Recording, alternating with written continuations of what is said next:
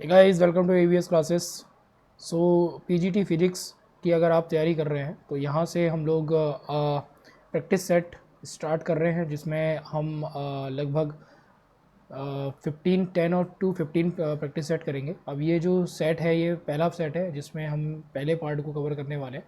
ठीक है, तो प्रैक्टिस सेट 1 जिसका फर्स्ट पार्ट है, जिसको हम इस लेक्चर में देख रहे हैं। और इसके बाद जितने भी लेक्चर्स आएंगे आप अगर उसको रेगुलर फॉलो करेंगे, रेगुलर अगर उसको देखेंगे, तो आप यहाँ से काफ़ी कुछ सीख सकते हैं और काफ़ी आपकी जो तैयारी है वो बहुत पक्की हो सकती है। तो स्टार्ट करने से पहले मैं आपको बता दूं कि अगर आपने चैनल को सब्सक्राइब नहीं किया तो चैनल को सब्सक्राइब कर लीजिएगा, वीडियो को लाइक और शेयर जरूर कर लीजिएगा। ठीक है, तो पीजीटी फिजिक्स जिसमें आप पहले सेट को देख रहे हैं, ये इसका पहला पार्ट है। ठीक है, फिजिक्स का सिलेबस मैंने आपको ऑलरेडी बता दिया था। अगर आपने वो लेक्चर नहीं देखा है अभी तक तो वो लेक्चर देख लीजिएगा, ताकि आपको एक बार सिलेबस का आइडिया लग जाए कि हमारे जो पीजीटी फिजिक्स का सिलेबस है उसमें क्या क्या टॉपिक्स हैं। तो वो टॉपिक्स अगर आपको एक बार पता चल जाएंगे, क्योंकि सिलेबस अगर हमारे सामने होता है ना तो उसके अकॉर्डिंग हम लोग तैयारी करते हैं तो ज़्यादा बढ़िया रहता है। सिलेबस को समझना सबसे ज़्यादा इंपॉर्टेंट है। पेपर से पहले अगर आप सिलेबस को समझ गए तो आप ये मान के चलिए कि आपका जो स्कोर है वो अपने आप में ही क्या है कि जितना आपने सोचा था उससे ज़्यादा ही आपका स्कोर होगा। ठीक है, सिलेबस के अकॉर्डिंग आपको तैयारी करनी है अपनी, ये आप ध्यान रखिएगा।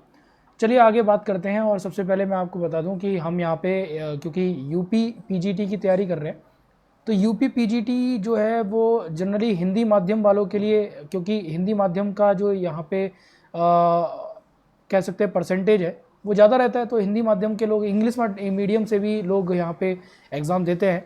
तो आप अगर हिंदी माध्यम से हैं तो आपके लिए ये लेक्चर है। इंग्लिश मीडियम वालों को भी मैं यहाँ पे ट्रांसलेट करके बताता रहूँगा, तो वो भी इस लेक्चर से फ़ायदा उठा सकते हैं। ठीक है, चलिए प्रारंभ करते हैं। और पहला क्वेश्चन है यहाँ पे, फर्मी वह मात्रक है जो व्यक्त करता है। देखो फर्मी यहाँ पर जो दिया है वो आपको बताना है कि इनमें से किसको व्यक्त करता है। जैसे यहाँ पे ऑप्शंस दे रखे हैं, ऊर्जा है, संवेग है, आवेग है, लंबाई है। ठीक है, अब हमें पता है कि ऊर्जा का मात्रक क्या होता है, जूल होता है। ठीक है, ऊर्जा का मात्रक क्या होता है, जूल होता है। संवेग यहाँ पे क्या होता है, मोमेंटम। मोमेंटम का मात्रक क्या होता है आपको पता है कि एमवी से डिनोट करते हैं, यानी कि किलोग्राम मीटर पर सेकेंड। ये संवेग का मात्रक होता है। ये जो आवेग है, आवेग का मात्रक क्या होता है, आवेग का मात्रक होता है न्यूटन सेकेंड। ठीक है, अब यहाँ पे जो लंबाई है, लंबाई का मात्रक होता है मीटर। और हमें पता है कि एक फर्मी जो होता है वो किसके इक्वल होता है, एक फर्मी जो होता है वो 10⁻⁻15 मीटर के इक्वल होता है। तो अप्रॉक्सीमेट इतने के इक्वल होता है, यानी कि अगर हम कहें तो 1 fermi is equal to 10⁻⁻15 metre. Metre क्या शो कर रहा है, लंबाई को ही शो कर रहा है, यानी कि यहाँ पे चौथा ऑप्शन जो है वो यहाँ पे करेक्ट है, लंबाई का मात्रक होता है फर्मी। ठीक है, अब यहाँ पे अगला क्वेश्चन है, कह रहा है कि रेखीय संवेग के आघूर्ण को क्या कहते हैं। तो यहाँ पे चार ऑप्शन है, यहाँ पे कपल या फिर युग्मक, आघूर्ण, आवेग या फिर कोणीय संवेग। देखो क्या है कि रेखीय संवेग का जो आघूर्ण होता है उसको हम क्या कहते हैं, इसको समझने के लिए आपको फॉर्मूला पता होना चाहिए कि रेखीय संवेग या फिर कोणीय संवेग होता क्या है। तो रेखीय संवेग के आघूर्ण को हम क्या कहेंगे, कोणीय संवेग कहेंगे।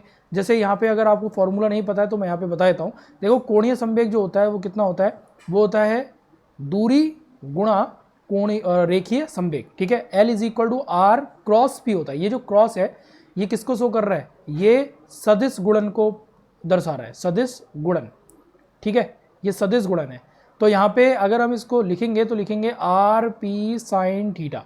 तो P यहाँ पर क्या है, P है यहाँ पे रेखीय संवेग, L जो है वो क्या है, कोणीय संवेग है। तो अगर रेखीय संवेग का हमें आघूर्ण पूछा है तो वो कोणीय संवेग के बराबर होगा, यानी कि ऑप्शन जो डी है यहाँ पे वो करेक्ट है। नेक्स्ट क्वेश्चन पे आते हैं। अगला क्वेश्चन क्या है, यहाँ पे क्वेश्चन ये कह रहा है कि निम्नलिखित कथनों को पढ़िए तथा सही उत्तर का चयन नीचे दिए गए कूट के आधार पर करें।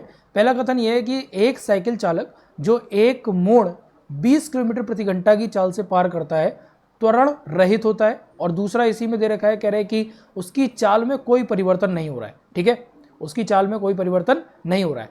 अब यहाँ पे इसको समझेंगे। देखो अगर वो किसी मोड़ को पार कर रहा है, ये मोड़ है, इस मोड़ को अगर आप देखेंगे तो ये क्या है, एक वृत्तीय पथ है, वृत्ताकार पथ है। वृत्ताकार पथ पर चलने के लिए कौन सा बल कार्य मुख्य होता है, तो वो होता है अभिकेंद्र बल। कौन सा, अभिकेंद्र बल एक महत्वपूर्ण भूमिका निभाता है वृत्ताकार पथ पर चलने के लिए। तो अभिकेंद्रीय बल के कारण अगर हम देखेंगे तो मोड़ पर जो अभिकेंद्रीय त्वरण होगा वो उत्पन्न होगा। ठीक है, जाहिर सी बात है, हमें पता है कि अभिकेंद्र बल कितना होता है, F C is equal to होता है mv² अपॉन आर, ये होता है। अगर हम यहाँ पे इसको देखें तो हम इसको ये भी लिख सकते हैं, क्या होता है, m इंटू ए सी। ए सी क्या है यहाँ पर, ये है त्वरण, अभिकेंद्रीय बल का जो त्वरण होगा, अभिकेंद्रीय त्वरण जिसको हम बोलेंगे, तो वो यहाँ पर है। ठीक है, तो अगर मोड़ पर हम देखें तो वृत्तीय गति हो रही है और त्वरण भी है, तो साइकिल की जो चाल है उसमें कोई परिवर्तन नहीं होगा। ठीक है, कोई परिवर्तन नहीं हो रहा है, बल्कि यहाँ पे त्वरण उत्पन्न हो रहा है। तो त्वरण रहित तो नहीं होगा, ये त्वरण सहित होगा, और यहाँ पे चाल में कोई परिवर्तन नहीं हो रहा है, ये कथन सही है। तो दूसरा वाला कथन सही है और पहला वाला जो कथन है वो क्या है, असत्य है। तो ये ऑप्शन डी यहाँ पे करेक्ट होगा, यहाँ पे ऑप्शन ए यानी कि कथन ए गलत है, परंतु आर जो है उसका वो सही है। ठीक है, समझ में आ गया क्वेश्चन। नेक्स्ट क्वेश्चन पे आते हैं। ये कह रहा है कि एक वस्तु का विस्थापन समय आरेख निम्न प्रकार है। ये विस्थापन समय आरेख दे रखा है, यानी कि एक्स टी ग्राफ दे रखा है, इसके संगत वेग समय का आरेख क्या होगा। ठीक है, ये ग्राफ कुछ दे रखे हैं, इन ग्राफ को समझिएगा। तो अगर हम बात करें कि विस्थापन समय आरेख किसको प्रदर्शित करता है, तो हमें पता है v इज इक्वल टू कितना होता है, वेग बराबर क्या होता है, वेग बराबर होता है दूरी बट्टा चाल। ठीक है, तो यहां पे लिख सकते हैं विस्थापन बट्टा समय, विस्थापन बट्टा समय। ठीक है, यही होता है। तो अगर हम यहाँ पे ये लेकर के चल रहे हैं विस्थापन बट्टा समय, तो विस्थापन और समय का जो ग्राफ होगा वो क्या शो करेगा, तो वेग को शो करेगा। तो यहाँ पे हमें पता है कि विस्थापन और समय आरेख जो है उसका ढाल वस्तु के वेग को प्रदर्शित करता है, इसीलिए आरेख का जो प्रारंभिक बल होगा, प्रारंभिक जो ढाल होगा वो क्या होगा, धनात्मक होगा, और कुछ समय बाद वो क्या हो जाएगा, शून्य हो जाएगा, और उसके बाद वो ऋणात्मक हो जाएगा। ठीक है, यहाँ पर देखिएगा ये जो है ऊपर की तरफ जा रहा है, तो ये क्या होगा, ये पहले ढाल क्या है, धनात्मक है, उसके बाद जीरो हुआ, उसके बाद ऋणात्मक हुआ। तो कौन सा वाला ग्राफ आपको ये शो कर रहा है, तो पहले यहाँ पर जो है वेग और समय, पहले ये धनात्मक हुआ, फिर शून्य हुआ, फिर क्या जा रहा है, ऋणात्मक जा रहा है, यानी कि ऑप्शन बी यहाँ पे करेक्ट होगा। ठीक है, दूसरा वाला ऑप्शन यहाँ पे, ये जो दूसरा वाला ग्राफ है यहाँ पे एकदम करेक्ट होगा। नेक्स्ट क्वेश्चन है आपकी स्क्रीन पर, ये क्वेश्चन ये कह रहा है कि एक जोन प्लेट कार्य कर सकती है। ऑप्शन है यहाँ पे केवल अभिसारी लेंस की भांति, केवल अपसारी लेंस की भांति, दूसरा यहाँ पे अभिसारी या अपसारी दोनों लेंस की भांति, और तीसरा है ना अभिसारी और ना अपसारी लेंस की भांति। सबसे पहले हम समझेंगे कि अभिसारी और अपसारी लेंस क्या होते हैं। देखो, अभिसारी और अपसारी लेंस का मतलब होता है, अपसारी का मतलब होता है अपसरित यानी कि फैलाना, अपसारी का मतलब क्या होता है, फैलाना। ठीक है, तो कौन सा लेंस अपसारी लेंस होता है, तो वो ध्यान रखेंगे, अवतल लेंस जो होता है उसको हम क्या बोलते हैं, अपसारी लेंस ही बोलते हैं। तो अगर अवतल लेंस अपसारी लेंस है तो बचा हुआ लेंस क्या हुआ, अभिसारी लेंस हुआ। तो ये जो अभिसारी लेंस है वो कौन सा लेंस हुआ, तो वो होता है उत्तल लेंस। ठीक है, अब यहां पे जोन प्लेट की बात करते हैं। तो जोन प्लेट होती क्या है, तो जोन प्लेट केवल अभिसारी लेंस की भांति कार्य करती है। तो हमें यह पता होना चाहिए कि जोन प्लेट एक ऐसी युक्ति होती है जिसका प्रयोग हम प्रकाश या फिर तरंग प्रकृति प्रदर्शित करने वाली अन्य वस्तुओं को फोकस करने के लिए करते हैं। ठीक है, तो एक ऐसी वस्तु जिसका प्रयोग हम किसके लिए करते हैं, जो भी प्रकाश आ रहा है या तो तरंग आ रही है उसको प्रदर्शित करने वाली कोई दूसरी वस्तु को फोकस करने के लिए हम एक जोन प्लेट का प्रयोग करते हैं। और इस प्लेट के कई सारे संकेंद्रित छल्ले होते हैं जिसमें हम क्या करते हैं, जिनको हम क्या कहते हैं, फ्रेस्नल जोन कहते हैं। क्या कहते हैं, फ्रेस्नल जोन। तो ये मुख्यतः कौन सा लेंस होता है, ये होता है अभिसारी लेंस, यानी कि कौन सा वाला ऑप्शन करेक्ट होगा, पहला वाला ऑप्शन यहाँ पे करेक्ट होगा, केवल अभिसारी लेंस की बात ही। तो option A is correct. Okay, अगला क्वेश्चन है यहाँ पे, यदि नेत्रिका में माइक्रोमीटर स्केल लगा है, ठीक है, कौन सा, माइक्रोमीटर स्केल लगा है, तो वह निम्न प्रकार की नेत्रिका हो सकती है। कौन सी नेत्रिका हो सकती है, ऑप्शन है यहाँ पे रैम्सडेन, गॉस, हैगेंस या फिर केलनेर। ठीक है, तो अगर नेत्रिका में जो माइक्रोमीटर है, ये माइक्रोमीटर होगा। ठीक है, क्या है ये, माइक्रोमीटर। तो अगर माइक्रोमीटर स्केल लगा हुआ है तो वह हाइगेंस की नेत्रिका तो हो नहीं सकती, क्योंकि क्या होता है कि हाइगेंस की अगर हम बात करें तो हाइगेंस प्रकार की जो नेत्रिका होती है उसमें मिलीमीटर स्केल होता है। कौन सा स्केल होता है, मिलीमीटर स्केल होता है। तो ये हाइगेंस वाली तो हो नहीं सकती। तो इनमें से कौन सा ऑप्शन करेक्ट है, तो ऑप्शन यहाँ पे जो सी है वो करेक्ट होगा। यहाँ पे कौन सी नहीं हो सकती, तो ऑप्शन सी यहाँ पे करेक्ट है, क्योंकि इसके लिए क्या होती है, मिलीमीटर। नोट कर लीजिएगा, हाइगेंस के लिए जो नेत्रिका स्केल होता है वो मिलीमीटर कोटि का होता है, तो इसीलिए ऑप्शन सी यहाँ पे करेक्ट है, क्योंकि नहीं पूछ रहा था वो। नेक्स्ट क्वेश्चन है यहाँ पे, एक ऊंचाई ट्रांसफार्मर में फेरों की संख्या का अनुपात 1:2 है, ठीक है, अनुपात यहां पे दे रखा है आपको 1:2। उसकी प्राथमिक कुंडली को 1.5 वोल्ट के एक विद्युत वाहक बल्ब वाले एक लेक्लांसे सेल से जोड़ा जाता है। उसकी द्वितीयक कुंडली के सिरों के बीच वोल्टेज कितना होगा, ठीक है, उसकी द्वितीयक कुंडली के सिरों के बीच हमें क्या निकालना है, वोल्टेज निकालना है। देखो जब भी आपको ऐसा क्वेश्चन दिया हो जहाँ पे ट्रांसफार्मर की बात की गई हो, तो आप ये ध्यान रखेंगे कि जो ट्रांसफार्मर होता है उसकी द्वितीयक कुंडली के सिरों के बीच विद्युत वाहक बल जो होगा वो उस केस में शून्य होगा। क्यों होगा? क्योंकि ट्रांसफार्मर जो होता है दिष्ट धारा पर काम नहीं करता, ठीक है। ट्रांसफार्मर एक ऐसी युक्ति है जिसमें क्या होना चाहिए, अल्टरनेटिंग करंट का प्रयोग किया जाता है। उसके इनपुट में एक एसी सोर्स लगाया जाता है। तो अगर एसी सोर्स नहीं है तो उसमें जो आउटपुट होगा वो कितना हो जाएगा, 0 हो जाएगा। लेक्लांसे सेल कैसा है, वो है एक डीसी वोल्टेज देने वाला, ठीक है, सेल है तो डीसी वोल्टेज देगा। तो यहाँ पे द्वितीय कुंडली के सिरों के बीच कौन सी कितनी वोल्टेज प्राप्त होगी, तो 0, यानी कि ऑप्शन डी यहाँ पे करेक्ट होगा। थोड़ा सा ध्यान रखिएगा, कहीं निकालने मत बैठ जाना कि प्राथमिक कुंडली में इतनी है, द्वितीय कुंडली में इतने हो गए और वोल्टेज यहाँ पे गिवन है, तो इस तरीके से निकालने बैठ गए। अगला यहाँ पे किसी शुद्ध अर्धचालक में गौड़ आवेश वाहकों का घनत्व, ठीक है, कोई भी एक शुद्ध अर्धचालक है उसमें गौड़ आवेश वाहकों का घनत्व हमें बताना है कि कितना होता है। तो मतलब कितना, क्या ताप के साथ बढ़ता है, ताप के साथ घटता है, अपमिश्रण सांद्रता के साथ बढ़ता है, या अपमिश्रण सांद्रता पर निर्भर ही नहीं करता। तो आपको पता होगा कि शुद्ध अर्धचालक में जो गौड़ आवेश होते हैं उनका अगर घनत्व की हम बात करें तो जैसे जैसे हम ताप को बढ़ाएंगे, जैसे जैसे टेम्परेचर इंक्रीज करेंगे, वैसे वैसे जो आवेश वाहक है उनका घनत्व क्या होता है, बढ़ता रहता है, ठीक है। तो पहला वाला ऑप्शन यहाँ पे करेक्ट है, ताप के साथ बढ़ता है। तो यहाँ पे नोट कर लीजिएगा कि ताप के क्या होता है, ये समानुपाती होता है और इस वजह से जो गौड़ आवेश वाहक है उनका घनत्व ताप के साथ में बढ़ता है, ठीक है। अगला प्रश्न है यहाँ पे ये कि किसी इलेक्ट्रॉन की ऊर्जा E तथा डी ब्रोगली तरंग के मध्य लघु गुणक ग्राफ, ठीक है, लघु गुणक ग्राफ यानी कि log lambda and log E के बीच का ग्राफ हमें बताना है। तो log lambda and log E के बीच का ग्राफ अगर हमें बताना होगा तो यहाँ पे 4 ऑप्शन दे रखे हैं। तो चारों ऑप्शन में से कौन सा ऑप्शन करेक्ट होगा, इसको करने के लिए हमें रिलेशन पता होना चाहिए कि एनर्जी एंड डी ब्रोगली के बीच में, डी ब्रोगली वेवलेंथ के बीच में रिलेशन क्या होता है। तो यहाँ पे हम देखेंगे, देखो लैम्डा इज इक्वल टू होता है h/p। h क्या है यहाँ पे प्लैंक कांस्टेंट है h, और p क्या है यहाँ पे मोमेंटम है यानी कि संवेग है। तो यहाँ पे हम लिख सकते हैं h/p, p का मतलब 2me, e क्या है यहाँ पे एनर्जी है, काइनेटिक एनर्जी है यहाँ पे बेसिकली। तो हम इसको लिख सकते हैं h/√2m और इंटू 1/√e, ठीक है। अब दोनों तरफ अगर मैं लॉग ले लूँ तो लॉग लेने पर क्या मिलेगा, log lambda is equal to हो जाएगा log h/√2m plus log 1/√e, ठीक है।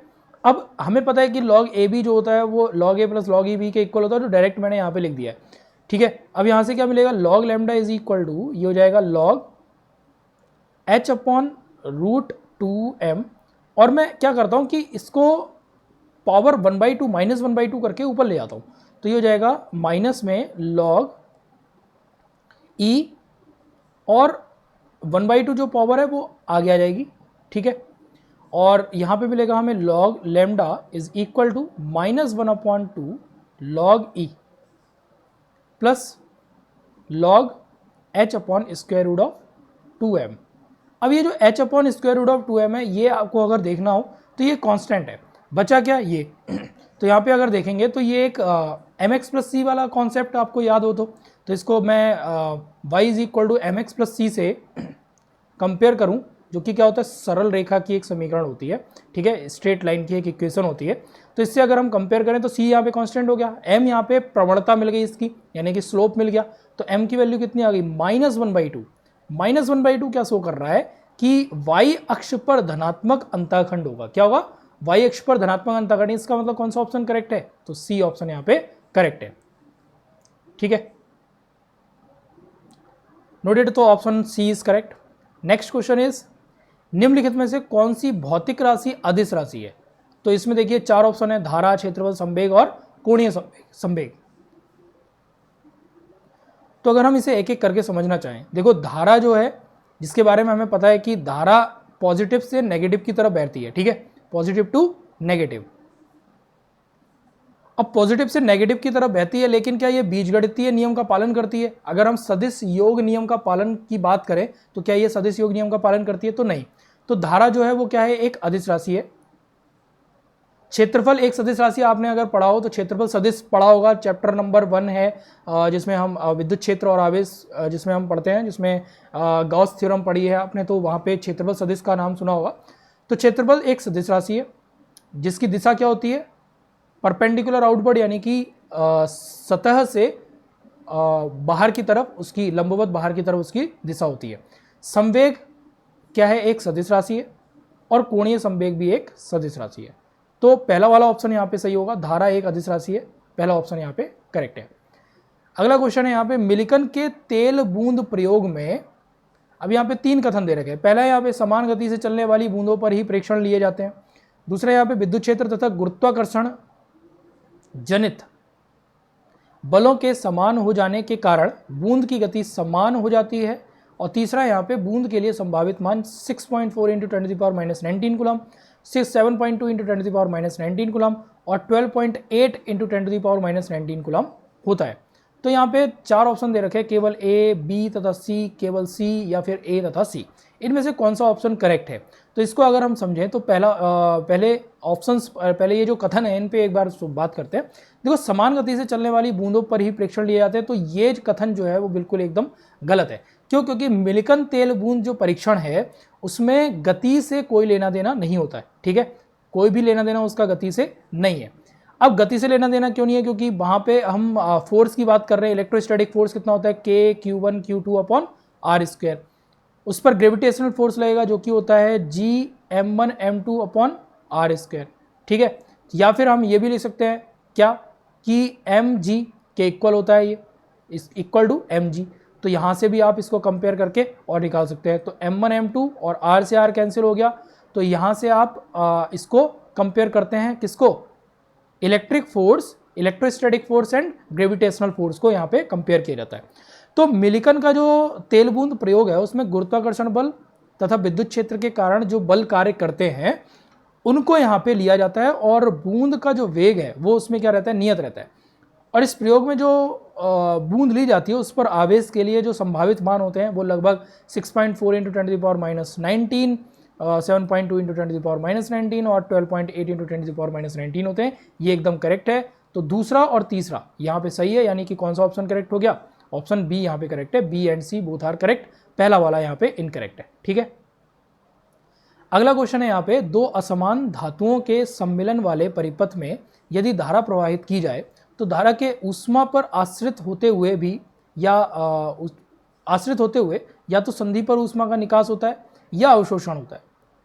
यह प्रभाव जाना जाता है। यह प्रभाव किस नाम से इनमें से जाना जाता है, यह हमें बताना है। तो ऑप्शन यहाँ पे दे रखे हैं, पेल्टियर प्रभाव, सीबेक प्रभाव, थॉमसन प्रभाव या फिर जूल प्रभाव।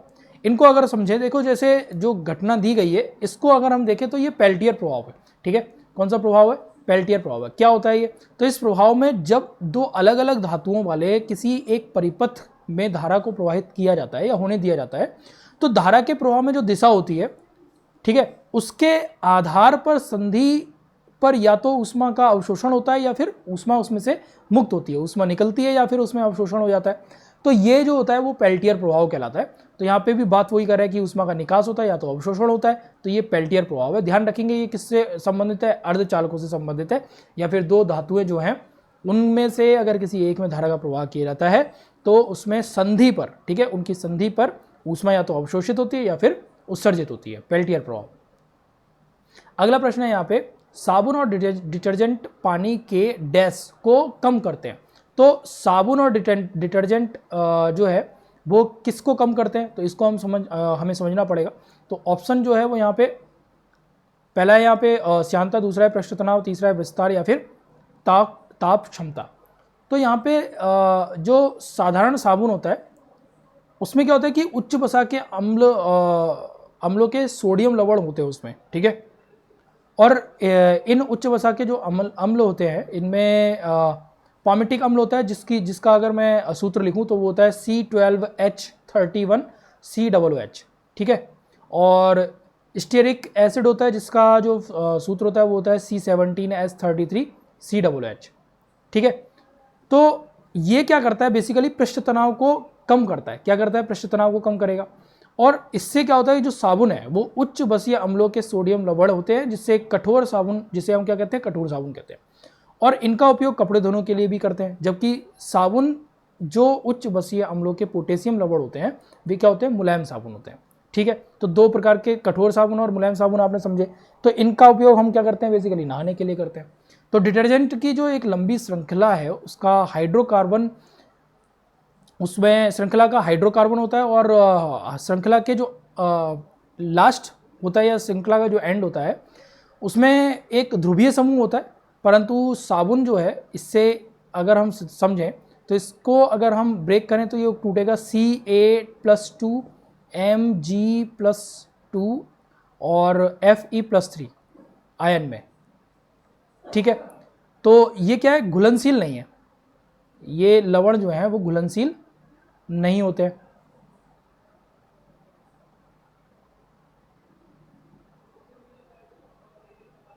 ठीक है, तो यहाँ पे लिख लीजिएगा अघुलनशील नहीं होते हैं, अघुलनशील नहीं होते। तो डिटर्जेंट और जो एंजाइम होता है वो मिला हुआ पदार्थ ही उसकी क्या करता है, धुलाई करता है, सफाई करता है। तो इस प्रकार की धुलाई को ही क्या कहते हैं, माइक्रो सिस्टम धुलाई कहते हैं। तो कौन सा ऑप्शन करेक्ट हो गया यहाँ पे, सी, विस्तार, यहाँ पे करेक्ट हो गया। तो यहाँ पे लिख देंगे विस्तार को कम करता है। अगला क्वेश्चन है यहाँ पे कि गर्म जलाशय के ताप T पर कार्नो इंजन की दक्षता 40% है, तो 50% दक्षता के लिए गर्म जलाशय का ताप कितना होना चाहिए। ठीक है, तो यहाँ पे आपको एक फॉर्मूला याद रखना है, कार्नो इंजन से संबंधित है, जिसमें आपको याद रखना है कि कार्य बट्टा जो ऊष्मा होता है, कार्य बट्टा ऊष्मा, ठीक है, ये किसके इक्वल होता है, एक नियतांक के इक्वल होता है। और ये होता है mu is equal to 1 - T2/T1। T2 क्या है यहाँ पे, ये सिंक का ताप होता है, इसको क्या बोलते हैं, सिंक का ताप। और जो T1 है ये क्या होता है, सोर्स, जिसको हम बोलते हैं स्रोत या गर्म जलाशय जिसकी बात की गई है, तो ये स्रोत का ताप है। ठीक है, तो यहाँ पे टेम्परेचर आपको गिवन है, टेम्परेचर क्या क्या दे रखे हैं। तो यहाँ पे पहली स्थिति में, सबसे पहले पहली स्थिति में क्या दिया है,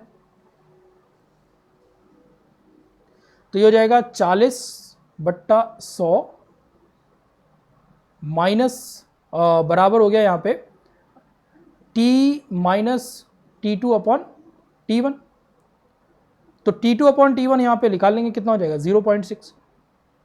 तो यहाँ पे लिख देंगे T2 ये होगा 1 - T2/T1 कितना हो गया, 0.6 हो गया। तो यहाँ से T2 की वैल्यू निकल के आ जाएगी, T2 इज इक्वल टू कितना हो गया, 0.6 T1। दूसरी स्थिति में अगर हम बात करें, दूसरी स्थिति में क्या होगा, तो ये हो जाएगा 50% है ना, तो ये हो जाएगा 50, ये इसकी एफिशिएंसी है। ठीक है, तो यहाँ पे 50%, 1 - T2/T1, तो T2/T1 कितना आ गया यहाँ पे 0.5, तो T2/T1 यहाँ पे 0.5 निकल के आ गया।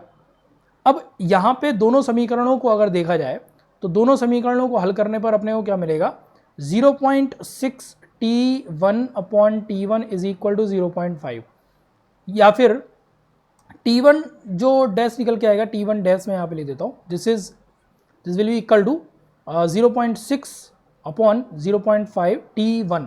तो T1 डैश कितना हो गया, ये हो गया 0.6/0. इसको मैं लिख सकता हूँ 0.5 और इंटू T1, पॉइंट से पॉइंट कैंसिल कर देंगे, ये हो जाएगा 6/5 T1। ठीक है, तो T1 यहाँ पे किसके इक्वल है, T के इक्वल है, तो मैं यहाँ पे T लिख देता हूँ। तो T डैश इज इक्वल हो गया 6/5 T, यानी कि कौन सा ऑप्शन करेक्ट है, 6/5 T, option C is correct. ठीक है, नेक्स्ट क्वेश्चन पे आते हैं। कह रहे कि 2 कैविटी क्लाइस्ट्रॉन में सेकेंडरी कैविटी को जाना जाता है। सेकेंडरी कैविटी को हम किस नाम से जानते हैं, ये हमें बताना है। तो 4 ऑप्शन है यहाँ पे, वांचर कैविटी के रूप में, केचर कैविटी के रूप में, थर्मल कैविटी के रूप में, या फिर उपयुक्त में से कोई नहीं, इनमें से कोई नहीं। तो अगर हम बात करें जो 2 कैविटी हैं क्लाइस्ट्रॉन में, उसमें जो सेकेंडरी कैविटी होती है उसको हम कैचर कैविटी कहते हैं। तो यानी कि ऑप्शन बी यहाँ पे करेक्ट होगा। और इसमें ये भी ध्यान रखना है कि कैविटी जो क्लाइस्ट्रॉन है उसका प्रयोग हम सूक्ष्म तरंगे जो होती है उनके उत्पादन और उसकी एप्लीकेशन में किया जाता है। ठीक है, तो बेसिकली इनका उपयोग कहाँ करते हैं, तो जो सूक्ष्म तरंगे होती हैं, माइक्रो तरंगे जो होती है, माइक्रोवेव्स जो होती हैं, तो सूक्ष्म तरंगों के उत्पादन में इनका प्रयोग करते हैं। ठीक है, तो यहाँ पे कौन सा ऑप्शन करेक्ट हो गया, केचर कैविटी के रूप में। तो 15 क्वेश्चन हमने करें, बाकी के हम जो क्वेश्चन है 15 क्वेश्चन है वो हम नेक्स्ट लेक्चर में करेंगे। तो 15-15 करके हम आगे के सेशन को या फिर क्वेश्चंस को कवर करने वाले हैं। तो ये तैयार अगर आपने कर लिए, ये सारे क्वेश्चन तैयार कर लिए, तो इन क्वेश्चंस से आपको कुछ परसेंटेज आपको देखने को मिल सकता है एग्जाम में। तो उम्मीद है कि आप अपनी जो तैयारी है और बेहतर करेंगे। तो मिलते हैं आपसे नेक्स्ट लेक्चर में, नेक्स्ट वीडियो में। तब तक के लिए अपना बहुत ध्यान रखिए। Bye bye, tata, take care, keep smiling, keep studying, bye.